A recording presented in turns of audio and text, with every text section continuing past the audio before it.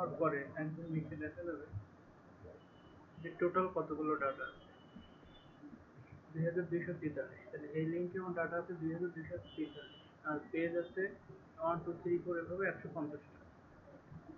আমার যেটা করা লাগবে সেটা হচ্ছে এই যে প্রতিটা ইভেন্ট ওপেন করা লাগবে, এই যে নিউ ট্যাব, প্রতিটা ইভেন্ট ওপেন করে এই যে ইভেন্টটা যারা আয়োজন করছে আর কি এদের কাছে একটা মেসেজ দেওয়া লাগবে। যে মেসেজের এটা এখানে দেখতে পাবো যে কন্ট্যাক্ট দ্য অর্গানাইজার। এটা কিছু কিছুটাই হয়তো বা থাকবে না, দেখা যাচ্ছে এখানে একটা পেজে এই টোটাল ডাটা আছে 2243, কিন্তু দেখা যাচ্ছে 1580 আর 700 নেই, এরকম হতে পারে। আবার দেখা যাচ্ছে 2000 আছে, মানে কিছু কিছু থাকবে না এমন কিছু হয়তো। এখন এটা ওপেন হওয়ার পরে কন্ট্যাক্ট দ্য অর্গানাইজার ক্লিক করলে একটা পপ আপ হয়, এই যে মডেল একটা ওপেন হবে। এটা ওপেন হলো ইওর নেম, এখানে লেখা লাগবে ইওর নেম, ইমেইল অ্যাড্রেস আর মেসেজ। এখন এগুলো পাবো কোথায়, এটা কি দেওয়া লাগবে, সেগুলো আছে স্ক্রিপ্টের ভিতরে। স্ক্রিপ্টের ভিতরে আছে নাম আর কন্টেন্ট, এই যে নেম আর কন্টেন্ট। এটা স্ক্রিপ্ট আছে টোটাল 5টা। যেহেতু একটা স্ক্রিপ্ট মানে একটাই মেসেজ যদি বারবার দেওয়া হয় 1000 জনের কাছে, তাহলে ব্লক হওয়ার সম্ভাবনা বেশি থাকে। যে কারণে টোটাল স্ক্রিপ্ট আছে 5টা, এক এক সময় এক একটা ব্যবহার করলে হবে। এখানে দেখা যাচ্ছে আমার স্ক্রিপ্ট আছে, তাহলে এটা আমি কপি করব। এটা কপি করে দিলাম নেম। তাহলে নেম কি, থ্যাংক ইউ সো মাচ, লাস্টে নামটা সে ইনক্লুড করে দিয়েছে, এই নামটা এখান থেকে কপি করে প্রতিটা স্ক্রিপ্টে একই নাম আছে, সুতরাং নাম অল টাইম এটা দিলে পরবর্তী না বলা পর্যন্ত একই নাম ব্যবহার করলে। আর ইমেইল, ইমেইল পাবো, ইমেইল আছে এইখানে, ইমেইল এটা একটা এক্সেলে দুইজন ভাগ করে কাজ করতে হবে। এখানে আছে বেশ অনেকগুলো, প্রতিটা যে আলাদা আলাদা ইমেল দেওয়া লাগবে, যে এইটা এক জায়গায় এইটা এক জায়গায় না, এক একটা ইমেল 7-8 জায়গায় দিলে যতক্ষণ নেবে আর কি, কিন্তু একটা না দেওয়ার দরকার নেই। এইটা 5 বার দিয়ে দেখা যাচ্ছে পরেরটা 5 বার হয়ে গেলে এটা আবার এটা দিতে গেলে এটা র্যান্ডম যেটা এইভাবে দিয়ে আমি এখন আপাতত একটা মেইল দিলাম টেস্ট করার জন্য।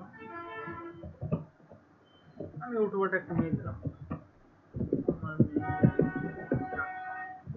এটা send message, your message has been sent, এটা দিলে মনে করতে হবে যে সাকসেস। এইভাবে আমার টোটাল সবগুলো ওপেন করা লাগে, ওপেন করে সবগুলো মেসেজ দিতে হবে। এখন বেটার হয় যে আমি এই এটা তো পেজ নাম্বার 1, এই পেজ নাম্বার 1, এইটা বেটার হয় যে আমি এই একটা পেজ ওপেন করে সবগুলো নিউ ট্যাবে এইভাবে কন্ট্রোল দিয়ে ক্লিক করে তারপরে নিউ ট্যাব ওপেন করে তারপর এক এক করে আমি এখান থেকে সেন্ড করব। এটা ওপেন হয়ে গেলে এক এক করে এটা বেটার হয়। তো এখানে টোটাল লিস্ট আছে 2টা, এই একটা আর একটা।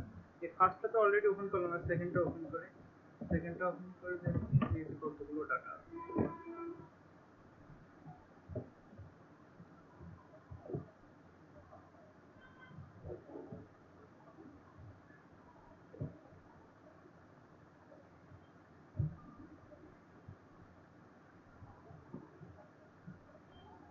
এখানে ডাটা আছে হয়তো বা টোটাল এই 1386।